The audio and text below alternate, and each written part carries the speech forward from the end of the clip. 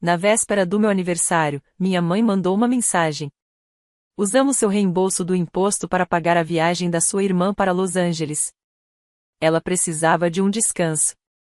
E ainda completou: você não vai sair para lugar nenhum. Eu apenas sorri, congelei o processo de reembolso, agendei a reversão da transferência e cancelei o saque. À meia-noite, o cartão da minha irmã foi recusado e eu já estava desconectado. Eu estava sentado à minha mesa depois do trabalho, meio cansado, meio rolando os e-mails, quando a mensagem dela chegou. Mamãe, sem saudação, sem introdução, foi direto ao ponto: usamos seu crédito do imposto para pagar a viagem da sua irmã para Los Angeles. Ela precisava descansar. Segundos depois, veio outra mensagem, como se fosse para suavizar o golpe ou tentar justificar. Você não vai sair para lugar nenhum. Eu fiquei apenas olhando para aquilo.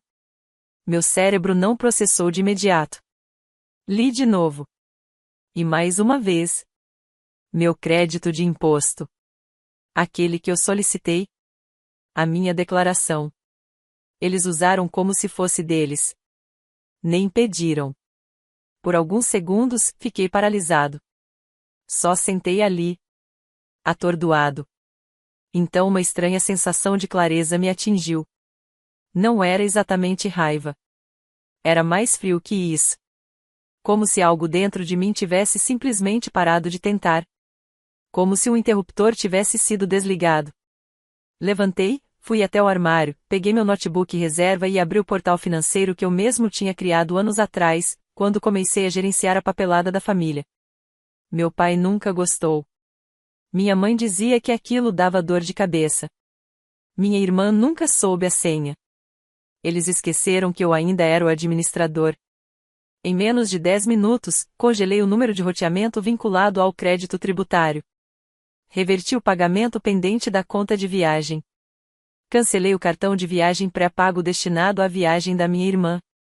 Sinalizei toda a trilha da transação para revisão manual no banco, citando acesso não autorizado por membros da família. E não era nem mentira. Depois, desconectei permanentemente. Ela devia pousar em Los Angeles no dia seguinte. Hotel reservado, carro alugado garantido. Tudo vinculado àquele cartão. Quando ela pousou, nada funcionava. Meu celular começou a vibrar cedo. Ligações da minha irmã, depois da minha mãe. Não atendi. Fiz café, cozinhei ovos, comi em silêncio. As ligações continuaram, e eu deixei. Pela primeira vez em muito tempo, eu estava gostando de alguma coisa. Eles não viam o que fizeram como roubo.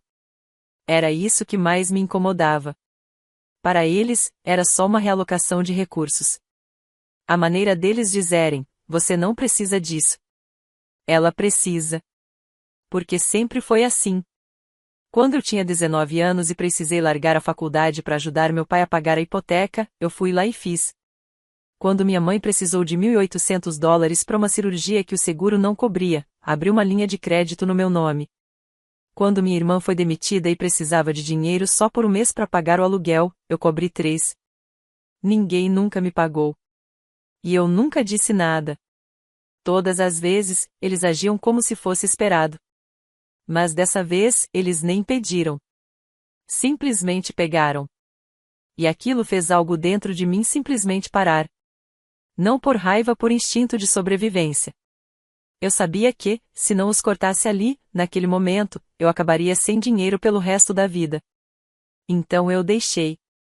Deixei que entrassem em pânico. Deixei que sentissem o impacto. Porque algo novo começou naquele dia. Não vingança. Ainda não. Mas o começo de algo. Eles apareceram na minha casa por volta do meio-dia. Vi os dois pelo olho mágico. Minha irmã andava de um lado pro outro na frente da porta, com o celular na mão, a raiva mal contida no corpo. Minha mãe estava alguns passos atrás, de braços cruzados, com a expressão de quem foi a um velório. Eu quase não abri. Mas abri. Assim que a porta se abriu, minha irmã começou a gritar. Sem perguntar nada, sem se mostrar surpresa, só irritação pura. Disse que tinha ficado presa em Los Angeles feito uma idiota, tentando fazer check-in num hotel que não reconhecia o cartão. Disse que era absurdo, patético, rancoroso. Cada palavra saía mais dura que a anterior. Queria saber que diabos havia de errado comigo. Deixei ela falar. Esperei até que se esvaziasse. E então disse, com calma, que o dinheiro era meu. Que eu nunca dei permissão. Que ela não tinha direito nenhum àquilo. E nem mamãe. Foi tudo o que eu disse. Ela piscou como se eu tivesse começado a falar em outra língua. Aí perguntou se eu estava falando sério. Se eu realmente acreditava que aquele reembolso era só meu. Disse que foi mamãe quem fez a minha declaração, o que era mentira. E ainda completou, era dinheiro da família. Disse que eu sempre pagava, que era eu quem consertava tudo. Foi nesse momento que me dei conta. Ela realmente acreditava naquilo. Acreditava que minha conta bancária era uma extensão da deles.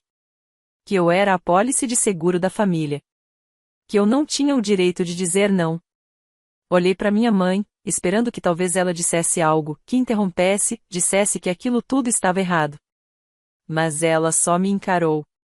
Silenciosa. Com aquele olhar de quem está acima de tudo, como se eu estivesse sendo dramático. Repeti. Mais devagar dessa vez. Eu não ia mais fazer isso. Eu não era mais o consertador. Eu não era o banco deles. Minha irmã saiu furiosa primeiro. Minha mãe esperou alguns segundos e depois a seguiu, sem dizer uma palavra. A última coisa que ouvi foi a porta do carro batendo com tanta força que ecoou pelo estacionamento. Tranquei a porta. Fiquei ali parado por um tempo, imóvel. A sensação era boa. Não de alegria. Não de vitória. Era uma sensação limpa, como se algo antigo mofado, apodrecido tivesse finalmente sido arrancado de dentro de mim. Naquela noite, contei tudo à minha esposa.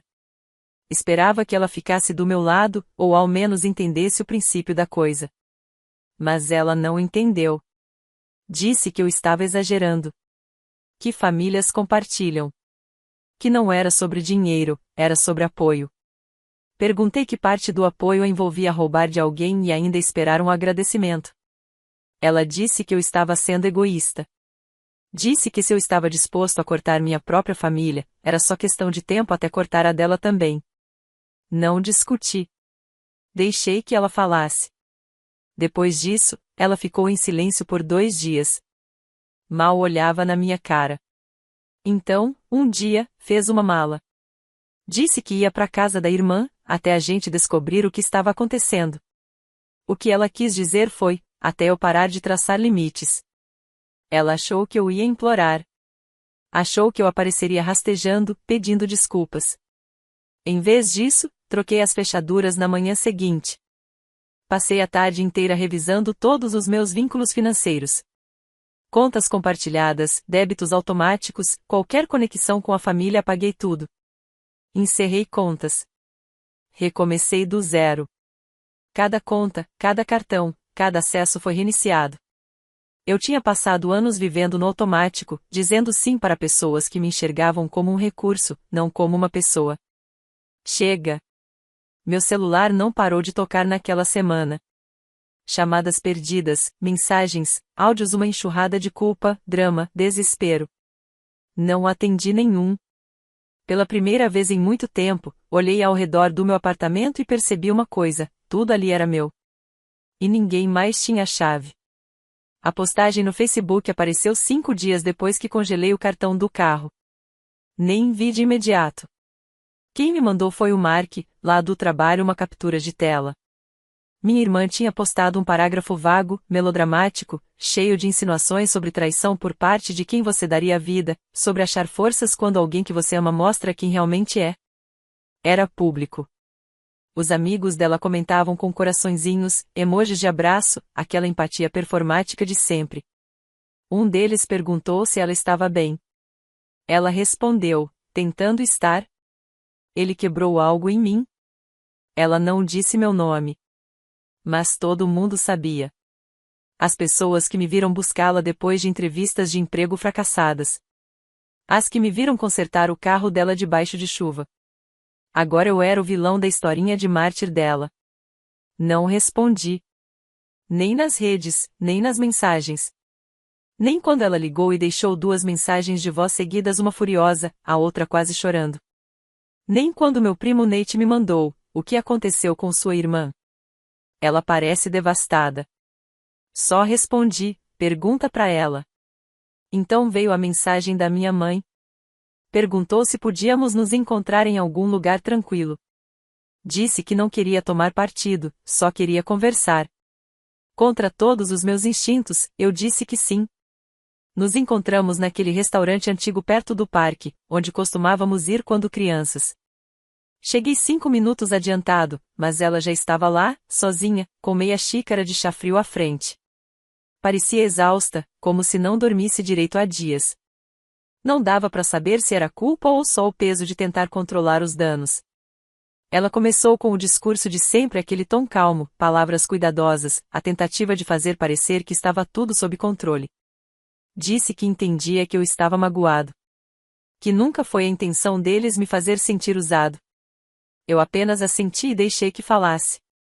Conhecia bem aquele tom. Toda vez que eles ultrapassavam algum limite, ele aparecia. Não era um pedido de desculpas. Era uma encenação. Ela disse que presumiram que eu ficaria bem com tudo porque sempre fiquei. Foi assim que falou. Como se anos de silêncio fossem consentimento. Como se eu fosse uma conta bancária com bônus emocional embutido. Eu disse a ela que não estava mais com raiva. Que não estava tentando atacar ninguém. Que só tinha acabado. Era isso. E era a verdade. Ela disse que respeitava. E por um momento, quase acreditei. Mas então ela perguntou se eu estaria disposto a ajudar com o depósito do novo apartamento da minha irmã. Disse que ela estava tentando recomeçar depois de Los Angeles e que o proprietário deu prazo até o fim do mês. Que só precisava de uma ajudinha para superar esse obstáculo. Eu olhei diretamente para ela e disse: "Não. Não posso. Não." Depois fiz uma pausa. "Deixa eu pensar." E repeti, mais firme: "Ainda não. Simplesmente não." Por um segundo, eu vi. Algo mudou no rosto dela. Não era raiva. Não era decepção. Era aceitação. Pela primeira vez, ela entendeu que eu estava falando sério. Que dessa vez, eu não iria recuar. Ela não discutiu. Apenas assentiu, mexeu o chá por alguns segundos e disse: "Ok." Essa palavra ecoou na minha cabeça o caminho inteiro de volta para casa. As 2 semanas seguintes foram de silêncio absoluto. Nenhuma mensagem, nenhuma ligação. Nem mesmo um parabéns no meu aniversário, que caiu naquele mês. Meu pai também não mandou nada. O celular ficou em silêncio. Eu devia ter sentido alívio. Mas não era paz. Era o tipo de silêncio que vem antes da tempestade. Percebi isso numa quinta-feira de manhã. Um envelope branco, simples, apareceu na minha caixa de correio. A caligrafia era familiar. Meu pai. A gente não se falava diretamente desde o último Natal. Ele nunca escrevia, a menos que fosse algo sério. Abri a carta e me sentei no sofá. 3 páginas. A primeira falava de lealdade familiar, sobre como homens de verdade não escolhem quando aparecer. Dizia o quanto ele trabalhou duro para criar a gente. Sacrifício. Disciplina. A segunda página era sobre minha mãe. Como ela estava sofrendo mais do que eu podia imaginar. Como a situação da minha irmã tinha piorado. Como eu estava abandonando as pessoas justamente quando elas mais precisavam de mim. A terceira página era pessoal. Dizia que eu estava deixando a amargura corroer tudo de bom em mim. Que eu era melhor do que isso. Que eu precisava melhorar antes que o orgulho fechasse a porta de vez. Terminava dizendo que ainda havia tempo. Que tudo podia ser melhor. Fiquei um bom tempo pensando nisso. Depois dobrei a carta e coloquei na gaveta embaixo da pia onde guardo tudo aquilo que provavelmente nunca mais vou usar, mas também não consigo jogar fora. Porque quero lembrar. Lembrar o que eles disseram quando eu parei de jogar o jogo deles. Isso não era orgulho. E com certeza não era amargura. Era a primeira vez na minha vida que eu disse não para eles, e falei sério. Foi já em meados de outubro que minha mãe ligou de novo. Não atendi. Mas o recado de voz dela era diferente dessa vez. Ela soava calma, quase quieta. Disse que queria conversar. Perguntou se eu podia passar na casa. Mencionou que o pai estaria lá. E minha irmã também. Eu entendi na hora o que isso significava. Não era para esclarecer as coisas. Era pressão. Já tinham tentado a culpa. O silêncio. O teatro no Facebook. Agora era a vez do cerco presencial. Pensei em ignorar. Mas uma parte de mim queria encerrar isso direito. Não porque eu achasse que algo mudaria, mas porque eu precisava dizer aquilo em voz alta, diante de todos. Sem que eles pudessem fingir que não ouviram. Ou distorcer. A casa estava igual. Mas de algum jeito, mais velha. Como se o tempo tivesse começado a apodrecer os cantos. Bati uma vez. Minha mãe abriu a porta sem dizer nada e deu espaço para eu entrar. Minha irmã já estava jogada no sofá, deslizando o dedo no celular como se aquilo fosse um esforço enorme. Meu pai estava na poltrona, braços cruzados, olhos na TV sem som. Ninguém olhou para mim quando entrei. Ninguém ofereceu um lugar para sentar. Então fiquei de pé. Mamãe se sentou na beirada do sofá e me encarou. A gente precisa consertar isso, ela disse. Simples. Neutra. Sem acusações. Também sem pedidos de desculpas. Deixei passar. Eu não vim aqui para consertar nada, eu disse. Só vim dizer a verdade, uma vez, e encerrar. Falei que não era mais a rede de segurança deles. Que eu não ia mais cobrir taxa de cheque especial, nem pagar férias surpresa, nem fingir que era normal ver minha conta afundar enquanto todo mundo ao meu redor vivia como se nada tivesse acontecido. Disse que cada centavo que dei a eles veio acompanhado de um silêncio que eu nunca devia ter oferecido. E que a partir dali, a resposta era não. Não pro aluguel. Não pro resgate. Não pra gasolina. Não pro só até o dia do pagamento. Minha irmã soltou uma risada seca, sem tirar os olhos do celular. Uau! Dramático. Meu pai murmurou. Acho que você se acha melhor que a gente agora. Eu não respondi. Porque eu não estava ali para explicar. Eu estava lá para traçar um limite. Virei para minha mãe e disse. Não se trata de ser melhor. Se trata de estar cansado. E se algum dia eles quiserem ter um relacionamento comigo de novo, não vai ser construído em cima de culpa ou de migalhas. Por um momento, a sala ficou em silêncio. Então minha mãe se levantou e passou por mim em direção à cozinha. Não disse nada dramático. Não me implorou para ficar. Apenas disse, enquanto caminhava. Eu te escuto. Foi a única frase naquela casa que realmente pareceu verdadeira. Virei e fui embora. Minha irmã não levantou os olhos. Meu pai não se moveu. Parecia que eles estavam congelados nos mesmos papéis de sempre e eu, pela primeira vez, estava fora do roteiro. Quando saí da garagem, olhei o celular. Uma mensagem da minha irmã. Você não é um santo. Só é egoísta. Fiquei olhando para a tela por um tempo. E então bloqueei o número dela. Não por raiva, por clareza. Porque ser egoísta finalmente estava começando a parecer liberdade. Eu quase estava voltando a me sentir normal. As manhãs eram silenciosas. As noites eram minhas. Eu cozinhava só para mim. Assistia aos filmes que realmente queria ver. E ninguém mais desviava dinheiro de mim com culpa ou senso de direito. Até voltei a desenhar algo que não fazia desde a faculdade. Pela primeira vez em anos, a paz não parecia provisória. Até que chegou a mensagem. Era da minha irmã. Eu sei que as coisas estão estranhas agora. Eu não pediria se não fosse sério. Você pode ajudar com uma conta do veterinário? $350. O Max está muito doente. Max, o gato dela. Aquele que eu comprei depois que ela me disse que precisava de apoio emocional quando esse mudou. Lembrei como ela chorou no dia em que apareci com ele. Jurou que nunca mais pediria nada. Aquela foi a terceira vez. Talvez a quarta. Li a mensagem e fiquei olhando para ela. Não porque me chocou. Não chocou. Era o mesmo roteiro de sempre. Ela esperava a poeira baixar, esperava eu baixar a guarda, e voltava com outra emergência. Eu não respondi. 12 horas depois, ela mandou outra mensagem. Franklin, por favor. Ele pode precisar de cirurgia. Eu não sei mais o que fazer. Depois, veio uma foto do Max numa caixa de transporte, no consultório, os olhos arregalados, assustado. Pensei bastante. Eu me importava com o gato, mas isso não era motivo suficiente para voltar para a gaiola que eles construíram para mim. E eu sabia como essa história terminava.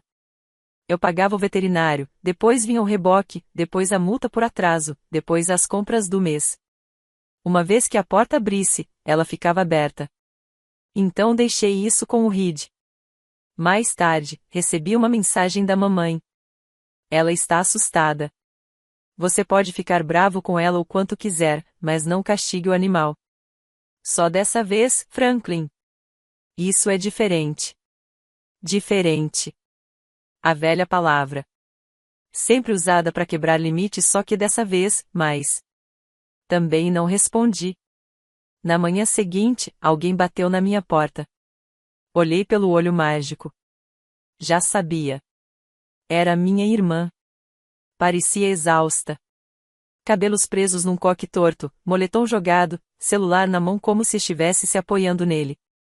Ela não falou nada logo de cara. Só me olhou. Posso entrar? Pensei em dizer não. De verdade, pensei. Mas dei um passo pro lado. Deixei ela passar. Ela não se sentou. Ficou parada no meio da sala como uma estranha tentando entender onde estava. Eu não vim para brigar, ela disse. Eu sei que errei. Eu me aproveitei. Achei que você sempre ia estar lá. Não me ocorreu que você podia simplesmente ir embora. Ela olhou para mim. A voz falhou um pouco. Eu odeio pedir isso, mas o Max é tudo o que eu tenho agora. Depois, perguntou de novo. Você pode me ajudar? Pode me ajudar? Deveria ter sido diferente. Ela estava calma. Honesta. Sem gritos, sem chantagem emocional, sem manipulação. Mas, mesmo assim, tudo apontava para o mesmo lugar. Ela não veio ali para reconstruir. Veio para manter os cacos juntos só por tempo suficiente até a próxima crise. Ganhando mais um pouco de fôlego. Eu disse que sentia muito pelo Max. Que esperava de verdade que ele melhorasse. Mas que eu não assumiria aquele papel de novo. Nem por ela. Nem por ninguém. Ela não gritou.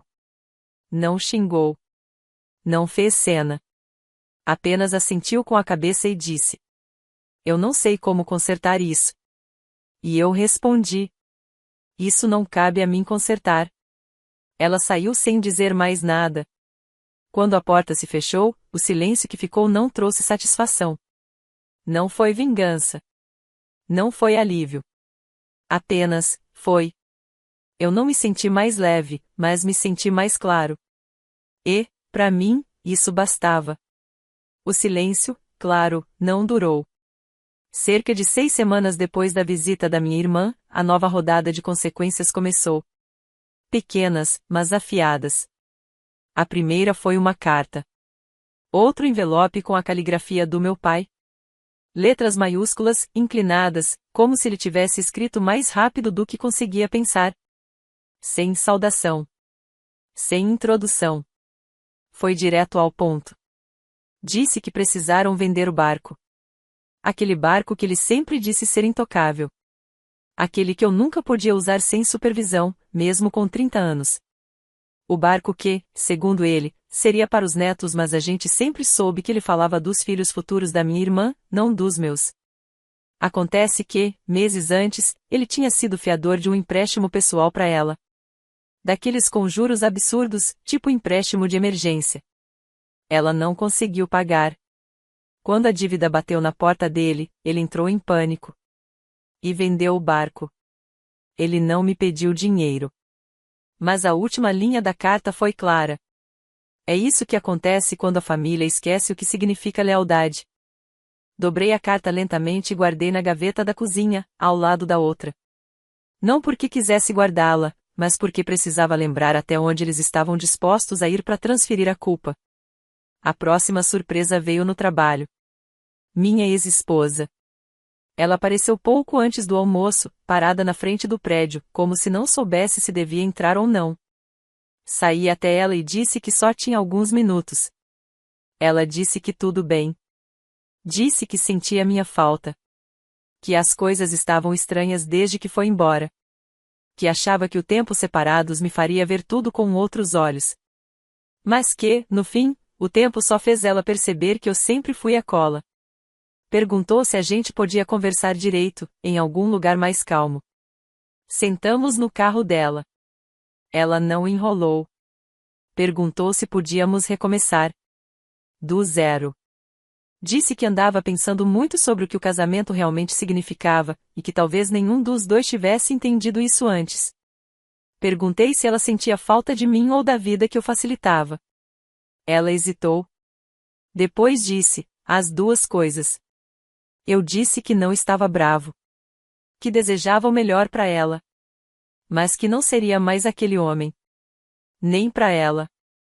Nem para ninguém. Ela ficou em silêncio. Depois disse. Você mudou. E eu respondi. Eu finalmente comecei a viver como se eu importasse. Ela chorou um pouco. Depois foi embora, sem se despedir. 3 dias depois, meu celular tocou. Mensagem da minha mãe. Não era chantagem. Não era sobre a minha irmã. Ela só perguntou se eu iria ao jantar de ação de graças. Disse que prepararia os mesmos pratos de sempre. Que meu pai faria o peru. Que minha irmã estaria lá. Mas que as coisas seriam respeitosas. Eu disse que não iria. Ela ficou em silêncio por um tempo e depois respondeu. Achei que talvez a gente já tivesse superado tudo isso. Eu disse. A gente não está em guerra. Só não está mais na mesma história. Houve um longo silêncio.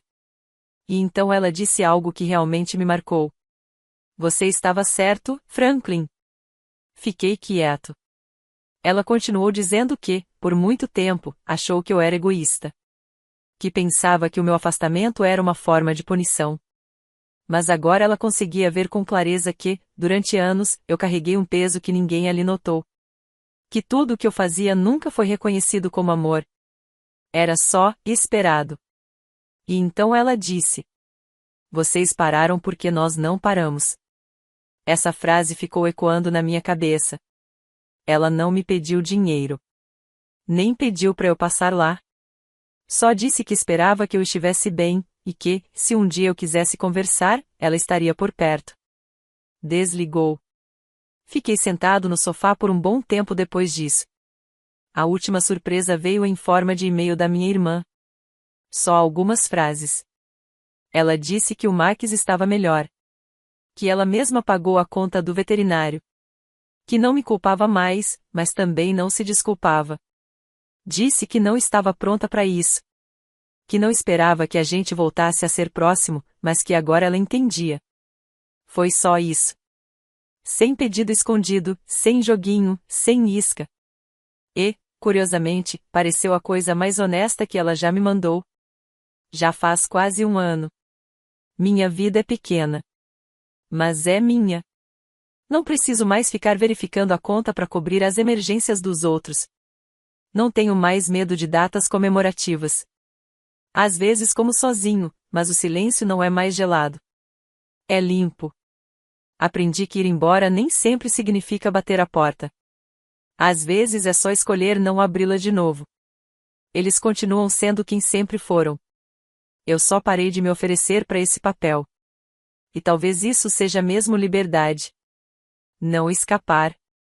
Só deixar de fingir que transações são amor.